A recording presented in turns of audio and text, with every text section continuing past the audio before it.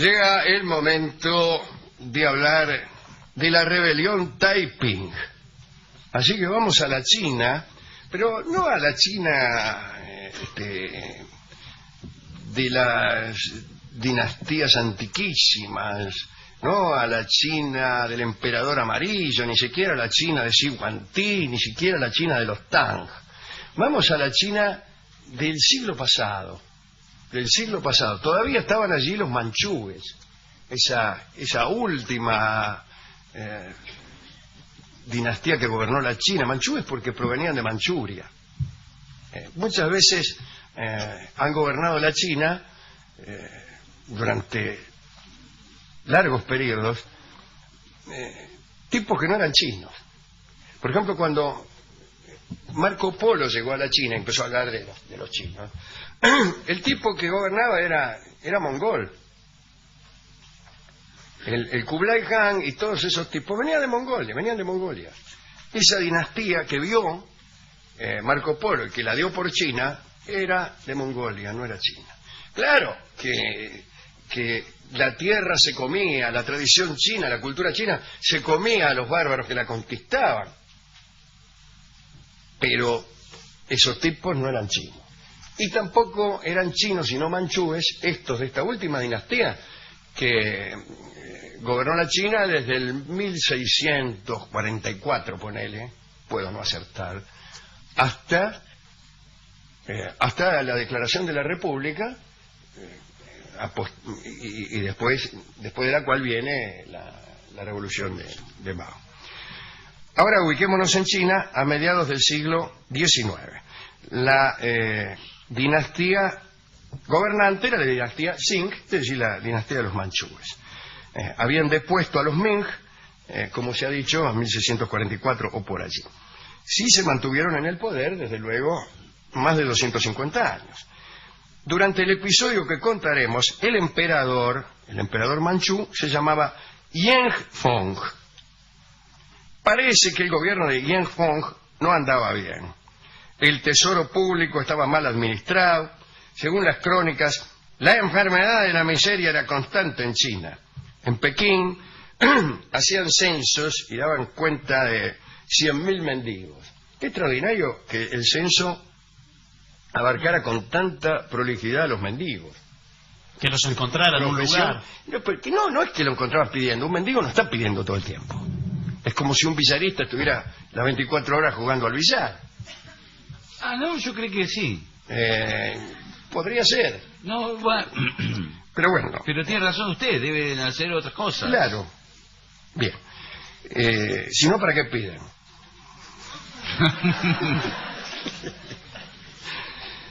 El caso es que había mucha miseria, ¿no? Miles de ellos acampaban junto al palacio pidiendo limosna e incluso amenazando a los funcionarios que se acercaban a la sede del imperio. Se les daba paja para dormir, arroz y trigo y algo de carbón para calentarse.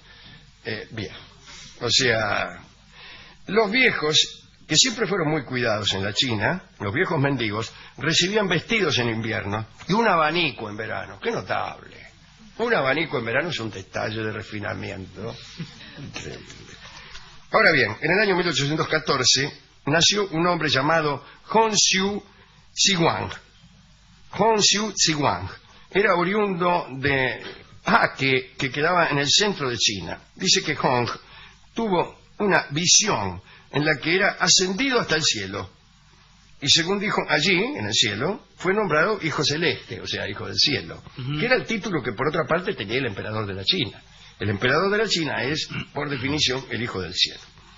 Pero Hong era cristiano, un chino cristiano, una cosa muy rara. Saben ustedes que en la China, incluso en el Japón, los cristianos no han tenido mucha suerte. Anduvieron mucho los jesuitas por allí y, como hemos contado algunas veces en este programa, estuvieron a punto de conseguir alguna clase de éxito, e incluso por momentos lograron convencer a algún emperador, pero siempre alguna cosa fortuita hizo derrumbar aquellos avances del cristianismo en la China. Este Hong era cristiano, había sido instruido por misioneros. Luego de esta visión que había tenido, a saber, verse elevado al cielo y nombrado hijo del mismo, decidió llevar el mensaje del cristianismo por todo el imperio. Bueno, al principio fueron solamente sus parientes, sus amigos, quienes lo escucharon y siguieron. Poco después, sus discípulos fueron centenares. Hong se creía hermano de Cristo. Aseguraba tener un padre y una madre celestiales, desde luego, y se propuso como regla primera el aniquilar a los demonios y a todo aquel que no cumpliera con la religión y los mandatos de Dios. Se llamaba a sí mismo Emperador Celeste de la Paz Universal. Eso dio lugar al nombre de la secta, que se llamó Taiping, que como todos sabemos quiere decir algo bastante parecido a Emperador Celeste de la Paz Universal, si es que no quiere decir alguna otra cosa. En un principio, el emperador, no este, sino el otro, el manchú, Yanfeng, no tomó en cuenta la nueva secta. Dijo, yo como es, ¿no? Este barco no puede hundirse, todas esas cosas. Pensaba que era solo una secta religiosa y jamás imaginó, y menos todavía imaginó, que al ir creciendo se convertiría en secta política y haría tambalear a la dinastía gobernante. En 1848, los discípulos de Hong eran 2.000. 2 años más tarde eran 40.000. Los seguidores eran en su mayoría gente pobre. También seguían a Hong hombres de algunas antiguas estirpes dinásticas que se oponían al gobierno de los manchúes.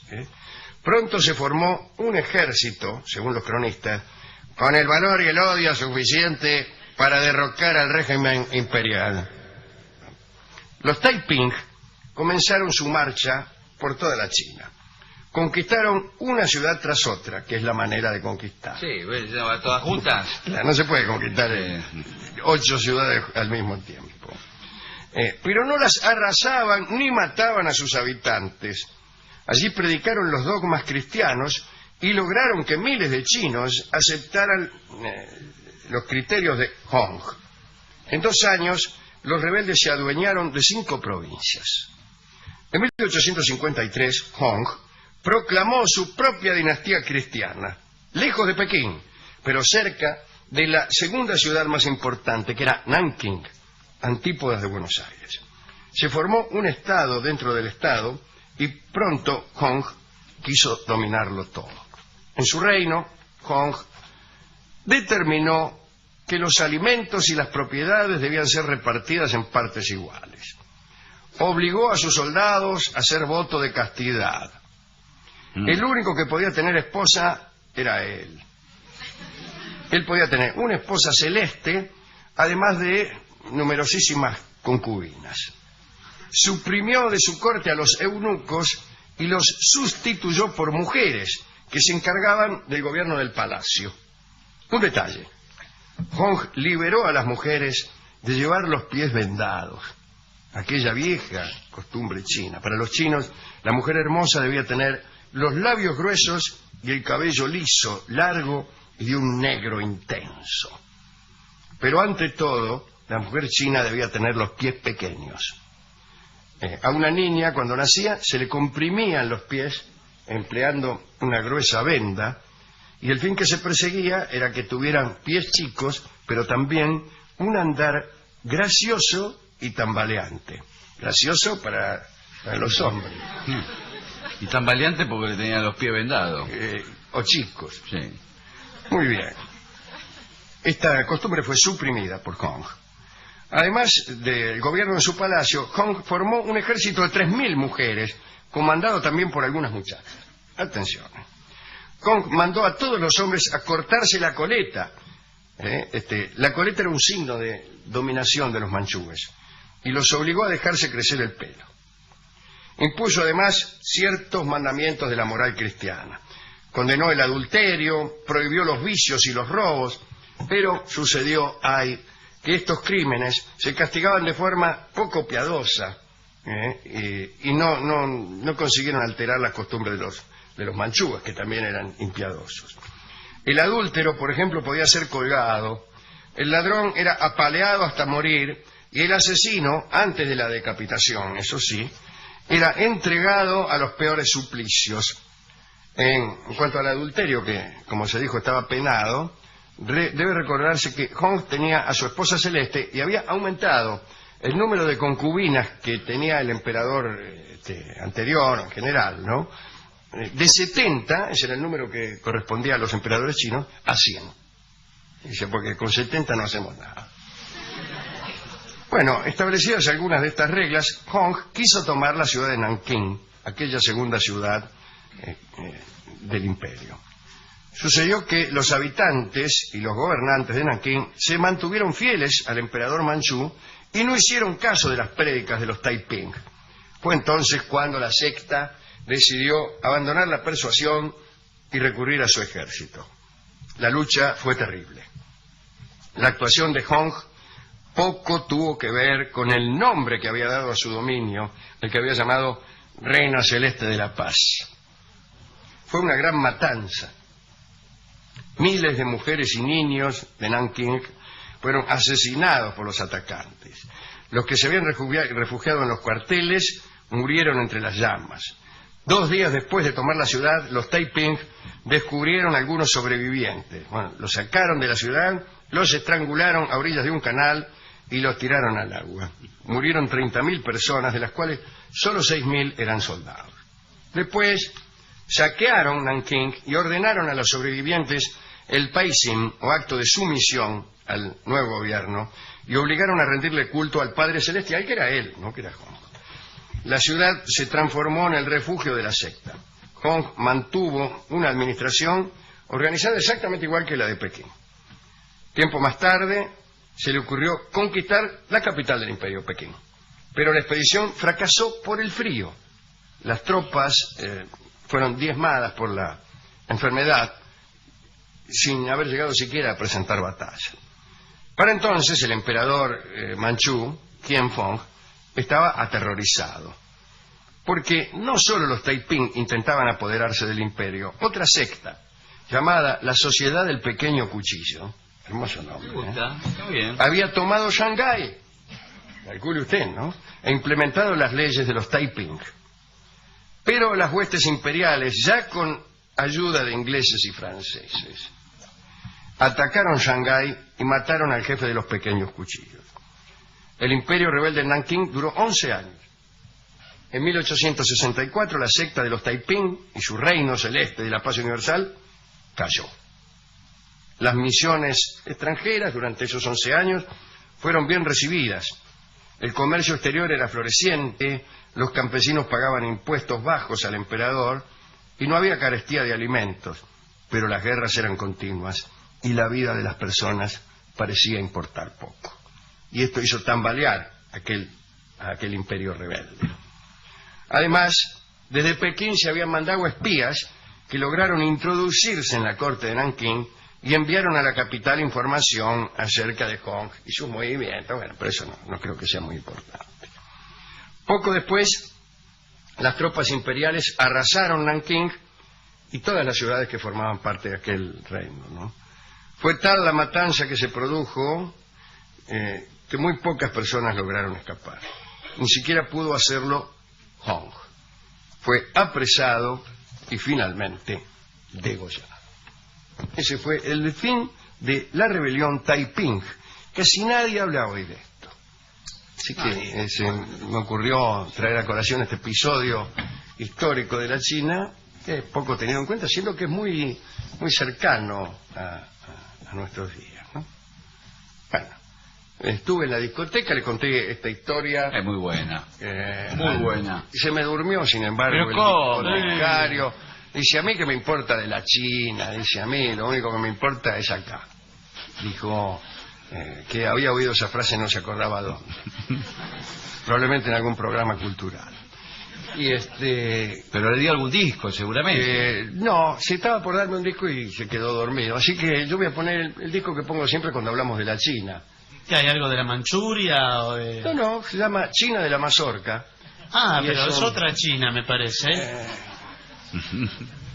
¿Le parece que sí está inspirado también en aquella dinastía? No. En realidad no, esta vez debo confesar que no.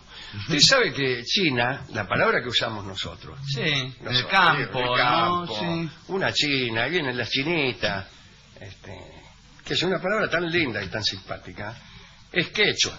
No es que estemos diciendo con China una sinécdoque, utilizando un gentilicio como generalizador del género femenino. No, China quiere decir mujer en quechua. Ah, ¿viste? Así que no es... Pero no importa. No diga nada porque yo tengo que sostener que China de la Mazorca se refiere no solo a la China en general, sino en particular a la China de los manchúes, a la China de 1853, concretamente. Bueno, entonces...